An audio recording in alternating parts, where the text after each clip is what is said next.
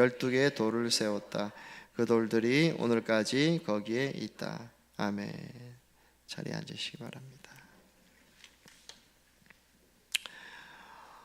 여호수아 3장에 보면 하나님께서 크신 일을 행하신 것을 우리가 보았어요.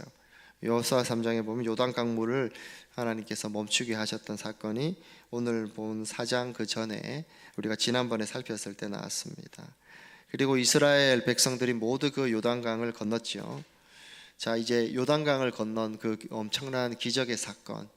근데 그 기적의 사건은 끝이 아니었다. 끝이 아니고 새로운 시작이었고, 하나님이 약속하신 땅을 정복하는 새로운 시작의 그 시간이었다는 거예요. 우리 교회도 큰 기적으로, 하나님의 은혜로, 그리고 여러분들의 눈물과 헌신으로, 기도로 또 이곳에 옮기게 되었습니다.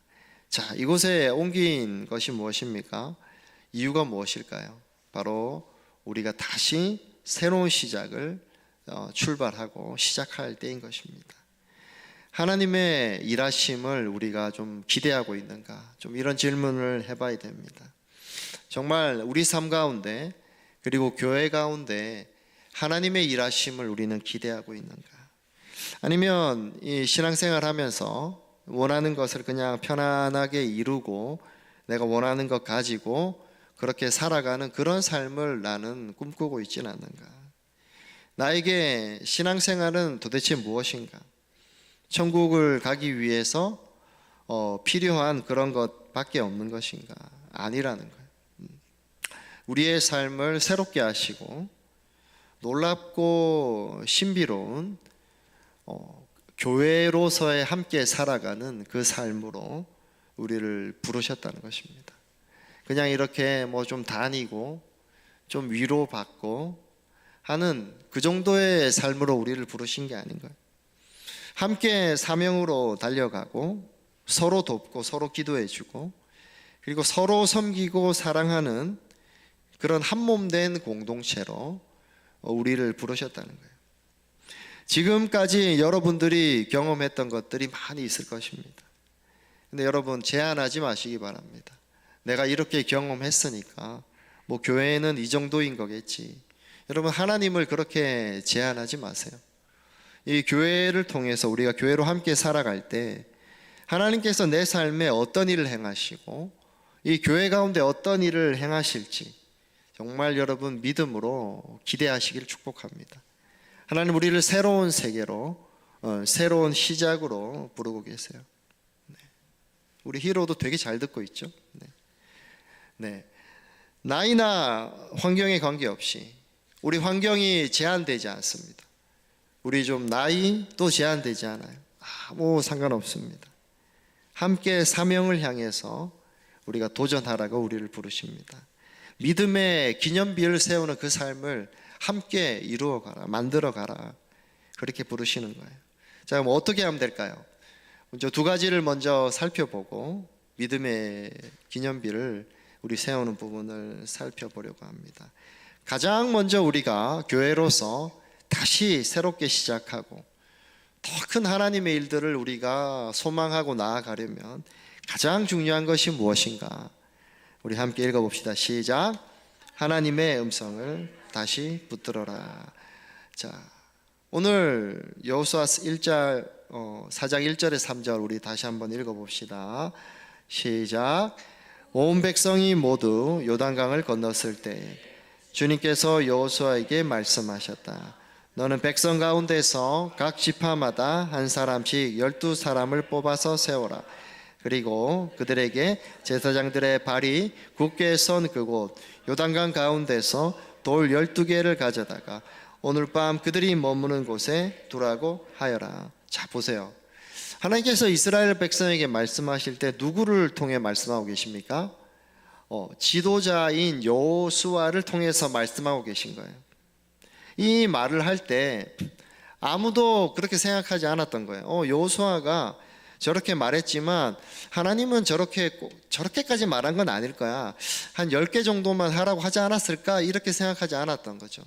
그 말을 순전하게 하나님의 음성으로 받았다는 것입니다. 여호수아를 보면 우리의 신앙생활은 개인적인 신앙생활이 아니에요, 여러분. 우리가 신앙생활에 대해서 생각할 때 굉장히 그냥 개인적으로 내가 그냥 기도하고 내가 믿는 거라고 생각하시는 분들이 굉장히 많은데, 성경을 보고 또 오늘 본문을 봐도 철저히 공동체로서 살아가는 삶이라는 것을 알 수 있습니다. 하나님의 군대로서 하나가 되고 한 몸이 되어서 지금 나아가고 있는 거죠. 신약에선 이것을 머리 대신 예수 그리스도를 따르는 한 몸이다, 그리고 서로 연결되어 있다라고 이렇게 표현합니다. 한 몸을 이루기 위해서 가장 중요한 것이 뭘까요, 여러분? 한 몸을 이루려면 어떻게 해야 되죠? 머리 대신 그 예수님을 다 똑같이 바라보고 있어야지 한 몸이 된다는 거예요. 내가 다른 생각을 가지고 다른 방향으로 나아가면 마음과 몸이 하나가 되지 못한다는 겁니다. 그래서 한 말씀으로, 그리고 한 마음으로 이 교회에 주시는 마음을 붙드는 것, 하나님의 이 음성을 붙드는 것, 이것이 가장 중요한 것입니다. 하나님께서 오늘 여호수아를 통해서 말씀하시죠. 자, 이 교회 가운데, 공동체 가운데 하나님께서 목회자를 세우셨고, 이 설교 시간의 말씀을 통해서 나에게, 그리고 우리 이 교회 가운데 말씀을 주시는 거예요. 그래서 이 설교 말씀을 들을 때 어떻게 들어야 되는가? 자, 읽어봅시다. 시작. 나와 교회에게 주시는 하나님의 음성이다. 자, 이 마음으로 들어야 된다. 나와 교회에게 주시는 하나님의 음성이다. 어떤 분들은 설교를 들을 때에 굉장히 지식적으로 들으면서 뭔가 지식이나 새로운 깨달음을 얻으려고 막 하시는 분들이 있어요. 어떤 분들은 아무 생각 없이 너무나 편안하게 그냥 들으시는 분도 있죠. 어떤 분들은 뭐 오늘 좋은 말씀 하시는구나 라고 듣기도 한다는 거예요. 그런데 여호수아의 말씀에 대해서 이스라엘 백성은 그렇게 안 들었다는 거죠. 여호수아가 이렇게 말했죠. 하나님의 언약궤 앞을 지나서 요단강 앞 가운데까지 들어가서 이스라엘 자손의 지파 수대로 돌 하나씩을 각자의 어깨에 메고 오십시오. 하나님이 말씀하셨다고 해서 그것을 말했던 거잖아요. 자, 지금 적진으로 온 이스라엘이, 그 수많은 사람들이 전지 행군하고 있죠. 자, 챙길 게 얼마나 많겠어요. 가족들, 어린애도 챙겨야 되고, 천막도 있고, 짐도 있고, 음식도 있고, 지금 굉장히 분주하겠죠. 모든 사람이 행군 중이잖아요. 그리고 이제 막 거의 다 많이 건넜어. 강바닥은 어떨까요? 질퍽거리겠죠. 물이 있었으니까. 강바닥은 질척거리고, 그리고 그 강바닥에 물 아래에 있었던 돌은 또 무거웠겠죠. 맞죠? 그때 어떻습니까? 이스라엘 자손 백성들에게 여호수아가 했던 말씀을 바로 그대로 8절에 보면, 개역개정에 보면 그대로 순종했다 이렇게 나옵니다. 그 말을 참 듣기가, 바로 행하기가 쉽지 않은 상황이었다는 거죠. 그런데 그 말씀을 그대로 들었고 그대로 순종했다는 거죠. 어떤 태도였다는 거죠? 여호수아의 말로 들은 것이 아니고 여호수아를 통해서 나와 공동체에게 하신 하나님의 음성으로 들었던 것입니다. 그렇게 그 말씀을 들을 때에 여러분, 그 말씀이 나에게 생명으로 역사하는 거예요. 일하시는 그 생명으로 실제로 그 말씀이 나에게 일하는 것을 보게 됩니다. 그냥 들으면서 좋았던 말씀 하나 이렇게 픽 해가지고 뭐 이거 괜찮은 것 같아 이렇게 듣는 게 아니고, 온전하게 순수한 마음으로 듣고, 그리고 그것을 하나 붙들고 살아보려고, 그래서 교회 전체가 그 주에 함께 살아보려고 애쓰는 그 시간을 통해서 하나님 교회 전체 가운데 큰 은혜를 주신다는 거죠. 그래서 매주 우리가 주시는 이 말씀을, 하나님의 음성을 우리가 놓쳐버린다면 이것은 우리 개인에게 영적으로 굉장히 큰 손해가 되는 거예요. 우리는 하나님의 음성을 듣는 것을 이렇게 표현할 수 있어요. 우리는 매주 신의 음성을 듣는다. 우리 옆에 얘기해 볼까요? 우리는 매주 신의 음성을 듣는다. 여러분, 신의 음성을 듣는데 막 이렇게 취사 선택할 수 있습니까? 저 부분은 내가 좀 괜찮아서 내가 좀 가져가고, 저 부분은 좀 내가 좀 힘드니까 좀 다음에 하고, 이렇게 할 수 있습니까? 하나님의 음성이잖아요. 그런데 우리 비신자들이나 아니면 처음 믿는 사람들 입장에서 얘기해 보면 신의 음성인 거잖아요. 우리는 신의 음성을 듣는 사람들인 거예요. 근데 신의 음성을 놓치면, 우리가 자꾸 신의 음성을 놓치고 나와 공동체 가운데 주시는 하나님의 음성을 제가 놓치게 되면 어떻게 될까요? 우리가 자꾸 잘못된 기념비를 세우게 되는 거예요. 기념비 중에서 보통 사람을 위한 기념비를 많이 세우죠.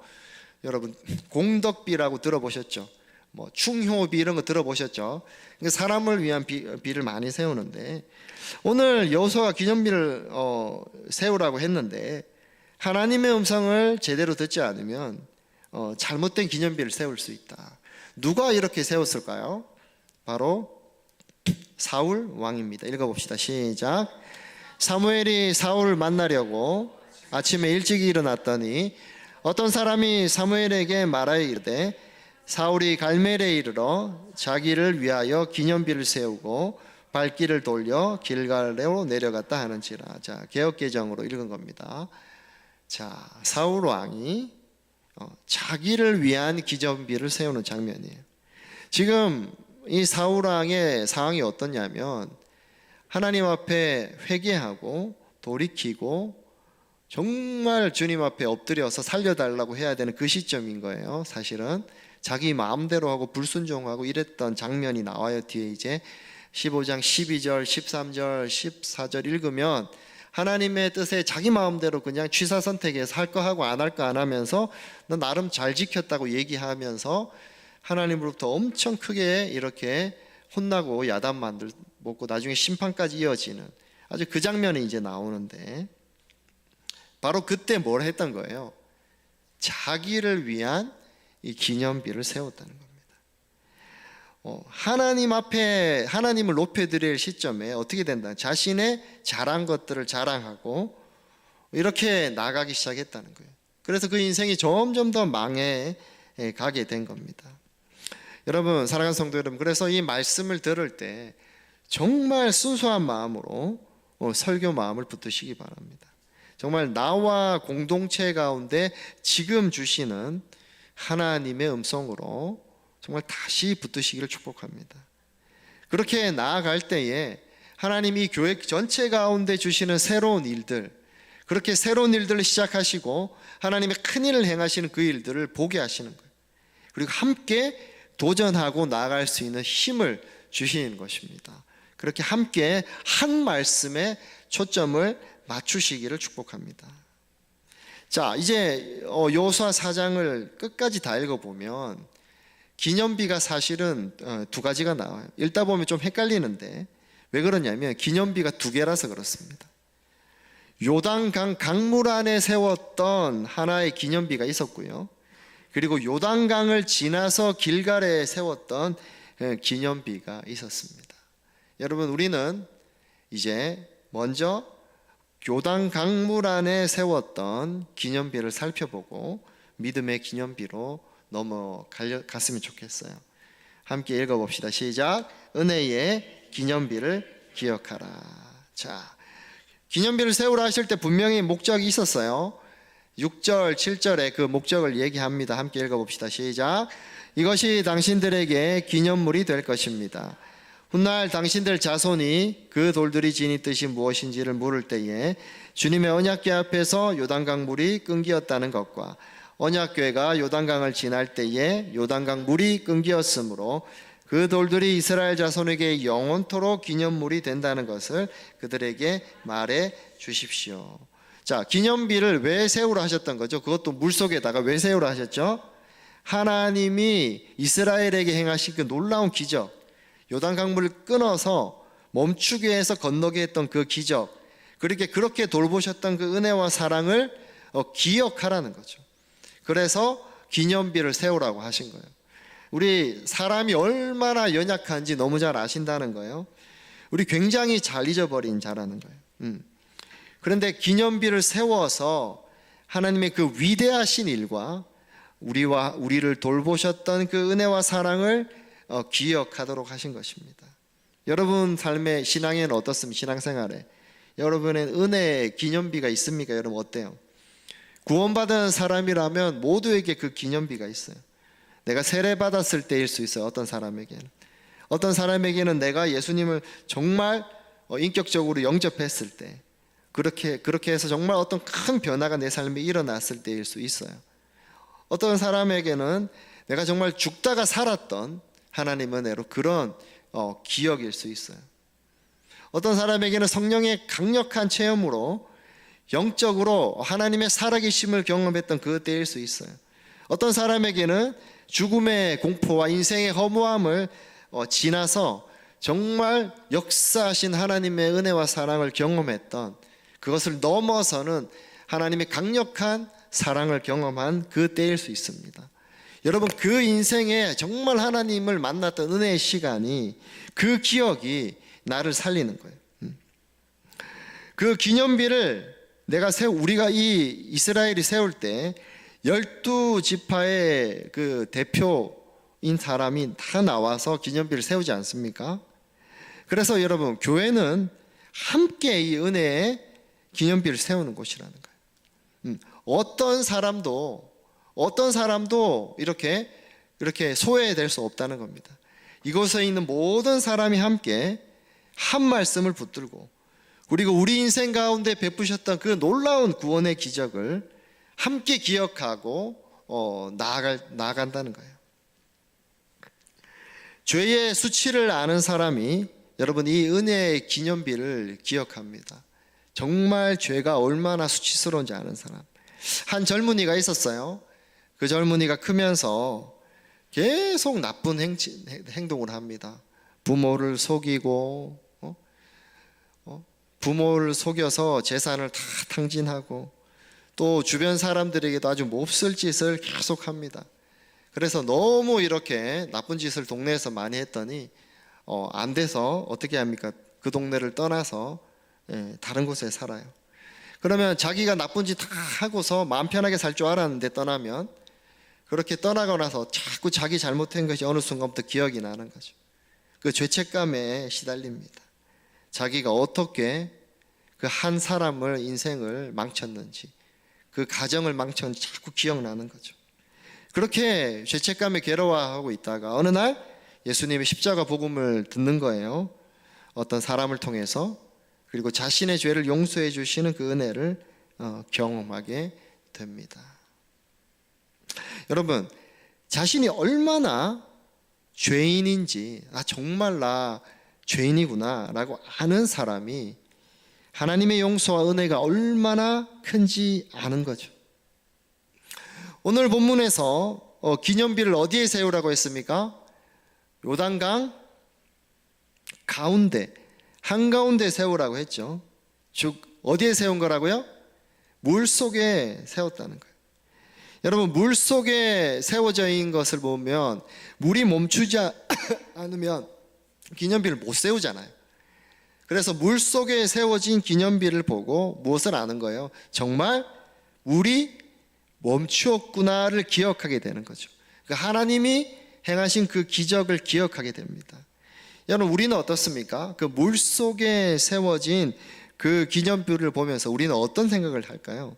먼저 우리는 그 물속에 잠겨진 기념비를 보면서 나의 죄를 씻겨주신 그 기적을, 그 은혜를 기억하게 되는 거예요. 물속에서 막 흘러가는, 세워진 기념비에 막 흘러가는 그 기념비를 보면서, 이렇게 강력하게 흘러가는 물처럼 하나님이 나의 죄를 그렇게 씻겨 주셨구나를 기억하게 되는 거죠. 씻어도 씻기지 않은 그 죄, 나의 죄책감과 정말 해결되지 않는 이것에 나의 고통, 인생의 짐을, 죄의 짐을 어떻게 해도 해결하려고 해도 안 되는 것을 씻겨 주셨구나, 내 죄의 짐을 벗겨 주셨구나 알게 된다는 거예요. 또 물속에 세워진 기념비는 또 무엇을 우리에게 의미할까요? 하나님의 흘러넘치는 은혜를 우리에게 말하고 있는 거죠. 때로 우리 삶에 큰 고통이 찾아올 때가 있습니다. 우리 삶에 정말 큰 어려움이 찾아올 때도 있는 거죠. 너무 괴롭고 너무 힘들고 너무 고통스러울 때가 찾아올 수 있다는 거죠. 여러분, 사도 바울도 어땠습니까? 평생 자신을 괴롭혔던 그 가시가 있었어요. 정확히 그 가시가 무엇인지 모르겠지만 정말 평생 그를 따라다녔던, 그것이 병이었는지 모르지만 그 가시가 있었습니다. 그 가시로 너무 고통스러워했던 거죠. 그런데 그 가시가 바울을 점점 더 사도답게 만들었어요. 그리고 어떻게 고백합니까? 이 가시가 너무 힘든데 가시를 넘어서는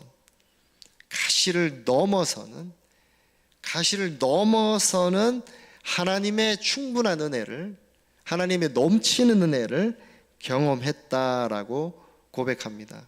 그러기에 사도 바울이 이렇게 고백하죠. 내가 약할 때, 내가 가시로 인해서 그렇게 고통스러울 때, 내가 너무 힘들 때, 내가 아플 때 도리어 강함이다, 내가 그리스도 안에서 강하다라고 고백할 수 있었던 것입니다. 여러분, 우리의 삶의 아픔과 우리의 삶의 고통은, 우리의 삶의 어려움은 우리를 빚어가는 거예요.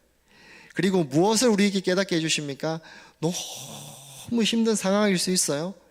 그런데 하나님께 기도하고 하나님께 나아갈 때 그 힘든 상황을 넘어서는, 충분히 넘어서는 하나님의 그 흘러 넘치는 은혜를 깨닫게 해주신다는 거예요. 여러분, 그 은혜를 정말 경험하시기를, 그런 하나님을 만나시길 축복합니다. 이 요단강 물 가운데 아래 흘러가는, 물 속에 세워져서 그 창일하게 흘러가는 요단 강물 안에 세워진 기념비를 보면서 우리는 우리 인생을 넘어서는, 우리 인생의 아픔을 충분히 넘어서는 그 하나님의 은혜를 봐야 되는 것입니다. 정말 충분히 넘어서게 하신, 흘러 넘치는 그 하나님의 사랑과 하나님의 보호와 하나님의 함께 하심과 하나님의 도우심을 우리는 봐야 될 것입니다. 그래서 앞에서 말한 것처럼 설교를 통해서 하나님의 음성을 붙들고, 그리고 우리에게 베푸신 용서와 사랑을 우리가 기억할 때 이제 우리는 믿음의 기념비를 세워갈 수 있게 됩니다. 자, 함께 믿음의 기념비를 이제 세워야 되는데 어떻게 세울까요? 우리 한번 읽어봅시다. 시작. 믿음의 기념비를 세우라. 자, 기념비가 두 가지가 있다고 했죠. 첫 번째는 물속에 있는 은혜의 기념비입니다. 우리는 은혜의 기념비를 기억해야 되는 거예요. 그리고 이제 은혜의 기념비를 기억할 때 하나님이 우리에게 주시는 말씀을 하나님의 음성으로 붙들고, 그리고 은혜의 기념비, 그 은혜를, 충만히 넘치는 은혜를 내가 기억할 때 이제 우리는 믿음의 기념비로 나아가고 믿음의 기념비를 세울 수 있게 됩니다. 한번 함께 읽어봅시다. 시작. 백성이 첫째 달 열흘에 요단강을 건너 여리고 동쪽 변두리 길갈에 진을 쳤다. 여호수아는 요단강에서 가져온 돌 12개를 길갈에 세웠다.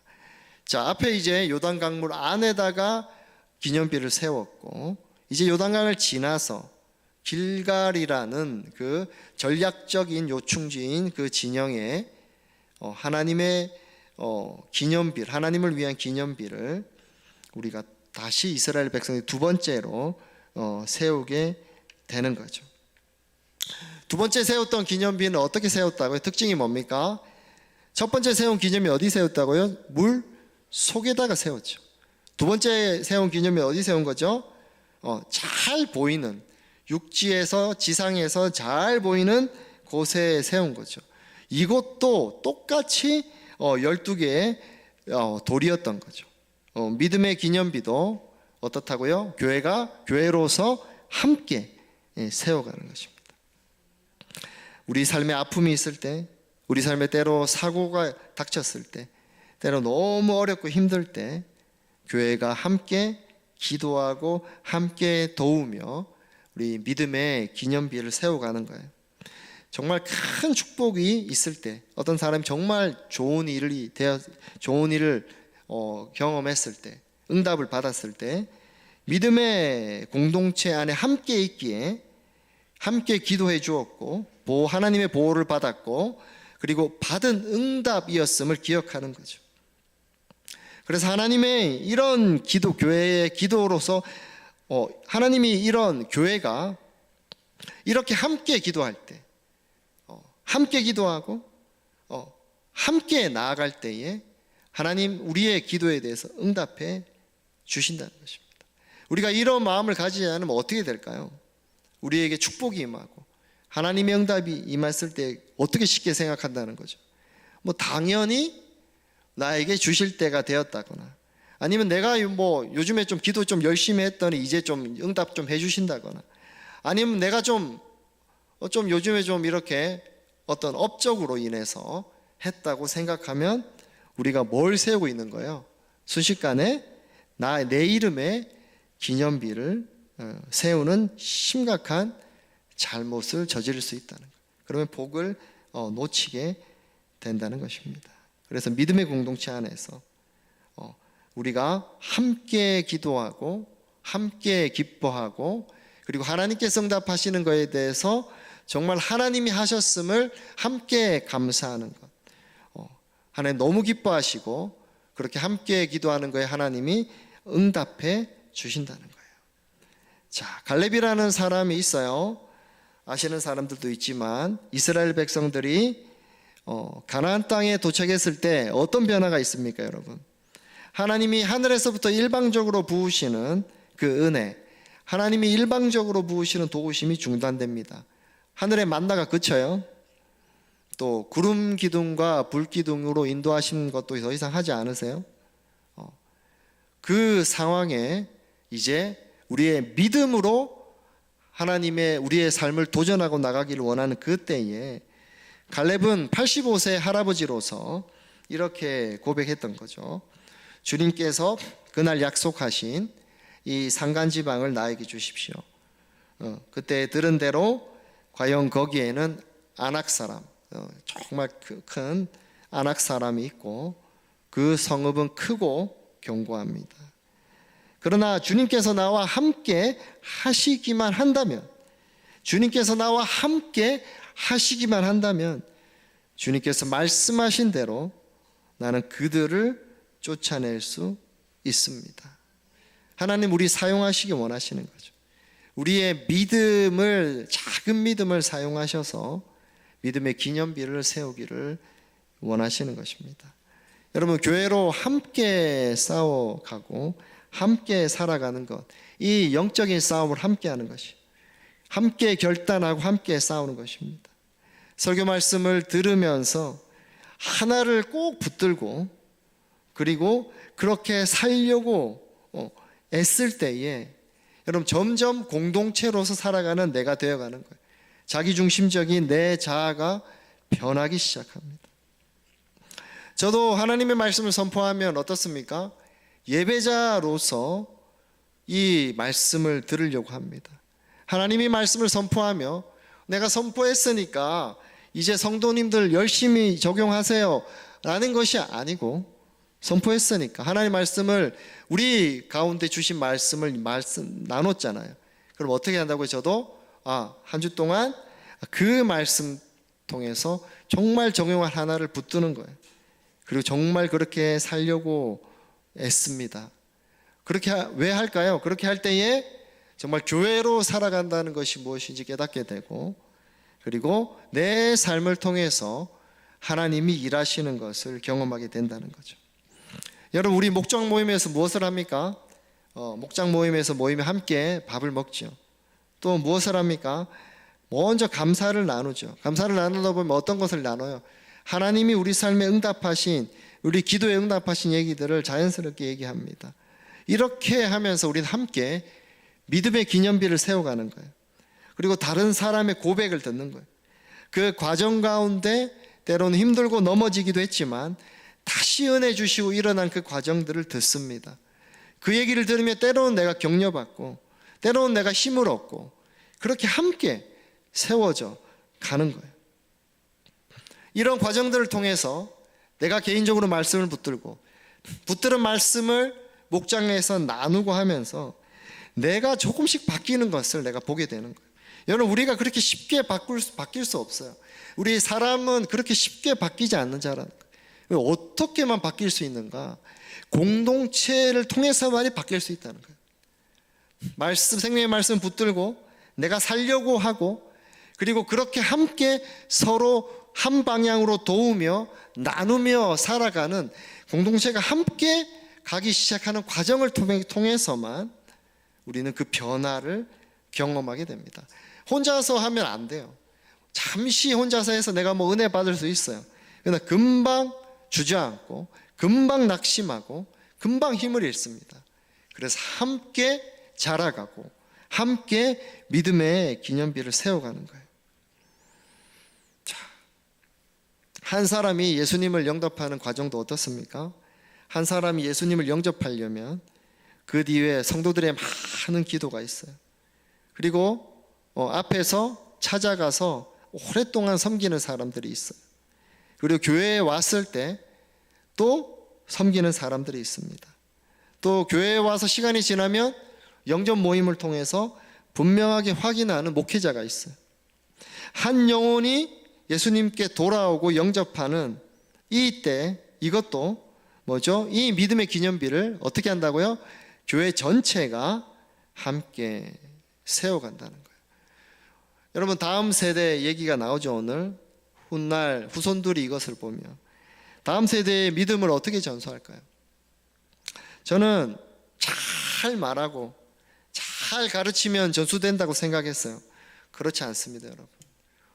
말을 아무리 많이 하고 잘 가르쳐도 여러분, 사람들은 그것을 받아들이지 않아요. 말보다 중요한 것이 뭡니까? 그 삶인 거예요.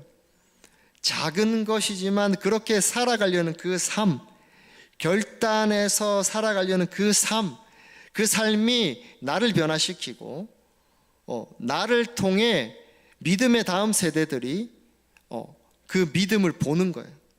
막 정말 하나님이 뭐 이렇게 일하시고 이렇게 했던 말들을, 그것이 은혜가 될 수도 있습니다.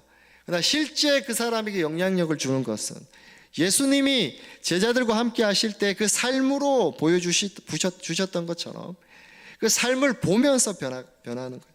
삶을 보면서 조금씩 변해가는 그 사람을 보면서, 제자로 자라가는 그 사람을 보면서, 정말 안절했던 사람인데 왜 저럴까 하는 것을 보면서, 그리고 정말 돌아올 것 같지 않은 사람인데 한 영혼이 지옥으로 떨어질 것 같은 그 영혼이 돌아오는 것을 보면서 하나님 정말 살아계시구나 라고 보게 된다는 거예요.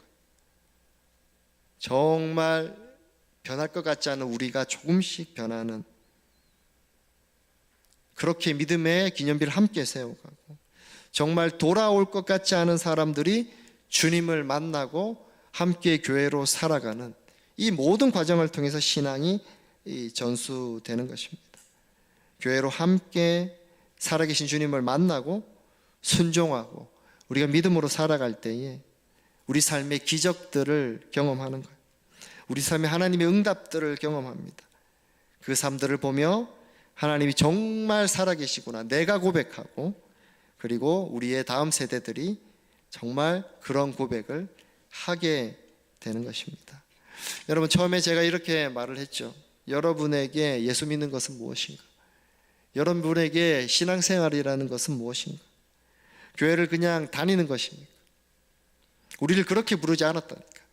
우리 그냥 뭐 교회 좀 다니고 겨우 그냥 구워놓고 잘 버티다가 천국 가라고 우리를 부르신 것이 아니라는 거예요.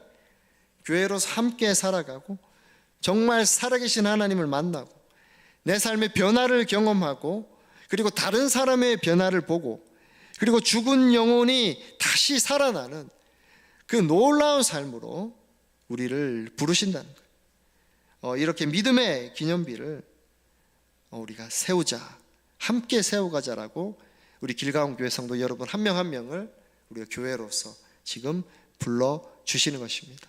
이 말 하나님의 음성에 우리가 응답하고 우리가 반응하며 살아간 한 주 되시기를 축복합니다.